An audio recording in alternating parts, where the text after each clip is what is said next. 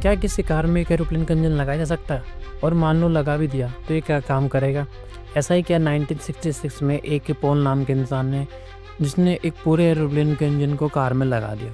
अब इसने इंजन तो लगा दिया, लेकिन इसके साथ बहुत सारी प्रॉब्लमें जुड़ी थी और इस इंसान को जेल तक जाने की नौबत पड़ जाती है।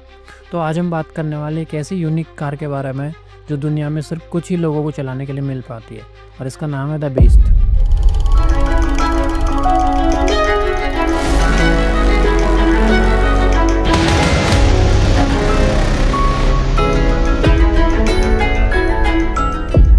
हेलो दोस्तों, तो इस कार की कहानी की शुरुआत होती है 1966 के अंदर, जब एक इंजीनियर पॉल को ये आइडिया आता है कि क्यों ना गाड़ी के अंदर एयरक्राफ्ट का इंजन यूज किया जाए।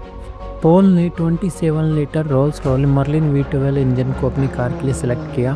ये इंजन उस टाइम पर स्पिटफायर फाइटर एयरक्राफ्ट के अंदर यूज किया जाता था। पॉल ने जल्द ही अपने प्रोजेक्ट पर काम करना शुरू कर दिया और इसे कंप्लीट भी कर लिया, लेकिन पॉल के सामने एक बड़ी समस्या ये थी कि इस कार का गियरबॉक्स नहीं मिल पा रहा था।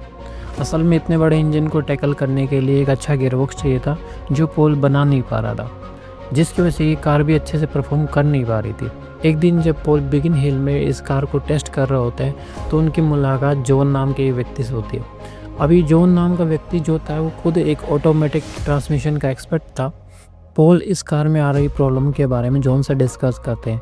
अब जॉन रेडी हो जाते हैं कि वो इस कार को सही करेंगे, लेकिन पॉल का इंटरेस्ट इस कार में ऑलमोस्ट ख़त्म हो चुका था और उनको ये बहुत प्रॉब्लमेटिक लगने लगी थी, जिसकी वजह से पॉल अपनी इस कार को जॉन को सेल कर देते हैं।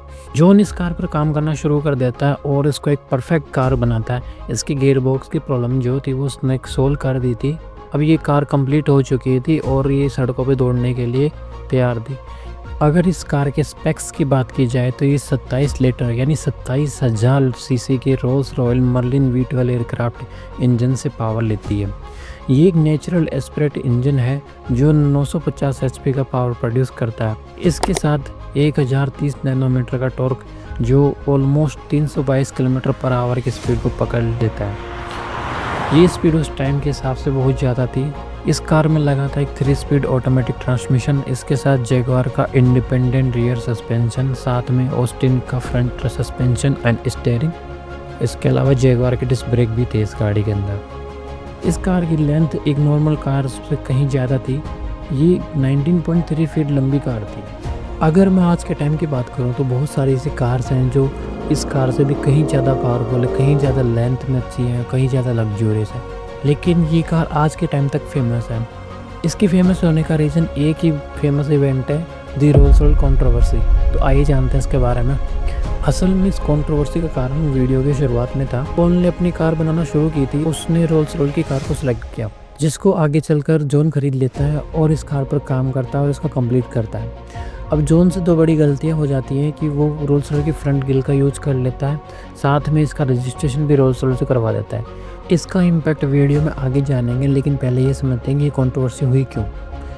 जब जॉन ने कार कंप्लीट की तो ये उस टाइम की सबसे यूनिक कार बन जाती है और जल्दी बहुत पॉपुलर हो जाती है। एक टाइम पर तो इस कार को टीवी और न्यूज़पेपर में भी दिखाया गया था। साल 1973 में तो हॉट कार मैगजीन में भी शामिल किया गया था इस कार को। इन सब के साथ गिनीज वर्ल्ड रिकॉर्ड में भी शामिल किया गया था इस कार को। इतनी पॉपुलैरिटी गेन करने की वजह से लोगों को लगता है कि ये कोई रोल्स रॉयस की नई कार है जो मार्केट में बहुत कम लोगों के पास है।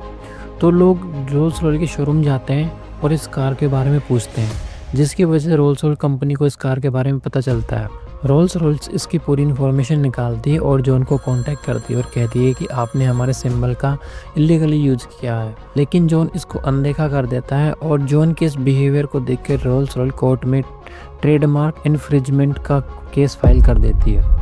यहाँ ट्रेडमार्क इन्फ्रिंजमेंट का मतलब होता है कि किसी सर्विस का यूज करना बिना उसके ओनर के परमिशन के लिए। एग्जाम्पल के लिए जॉन ने रोल्स रॉयस की फ्रंट ग्रिल का यूज अपनी कार में किया बिना रोल्स रॉयस कंपनी के परमिशन के। रोल्स रॉयस और जॉन के बीच इस केस में रोल्स रॉयस जीत जाती है और जॉन को जेल जाना पड़ता है, साथ में फ़ाइन भी देना पड़ता है। जॉन जेल से आने के बाद अपनी कार को लेकर स्पेन चले जाते हैं और रोल्स रॉयस की फ्रंट ग्रिल को रिप्लेस करके एक अपने नाम की ग्रिल बनवा देते हैं, जिसको नाम दिया गया जेडी। जेडी से मतलब है कि जॉन डॉड।